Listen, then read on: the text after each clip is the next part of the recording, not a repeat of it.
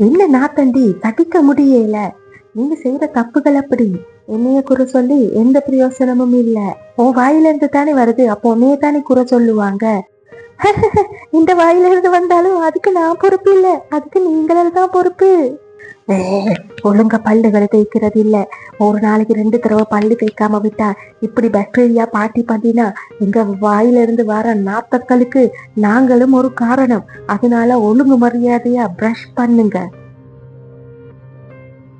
என்ன பாக்குறீங்க? நான் தான் உங்க நாக்கு. பல்ல மட்டும் தேய்ச்சா போதாது, நாக்கையும் நல்ல பிரஷ்ல நல்லா போட்டு தீட்டணும்.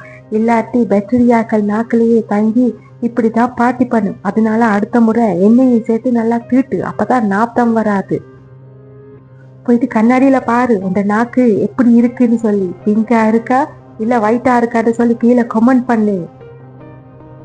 நான் தான் உன் வயிறு. கேஸ் லோடிங் ஆகுதா, அதுதான் கேஸ் ஸ்மெல் உன் வாயால வருது.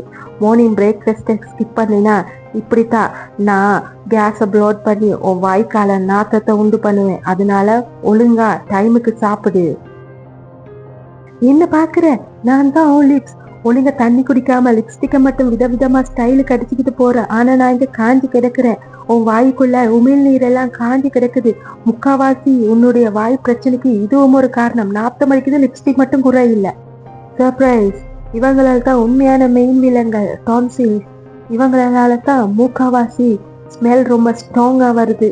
இதுக்கு ஏதாவது ஒரு வழி பண்ணு. முதல்ல போயிட்டு டாக்டரை பார்த்து இவங்களை எல்லாமாக்கு, இல்லாட்டி இந்த ஸ்மெல் உன்னைய விட்டு போகாது. ஐயோ, இப்படியே போனா இந்த மூக்கு அதுங்க ஜொப்ப ராஜினாமா பண்ணிடும் போல இருக்குது.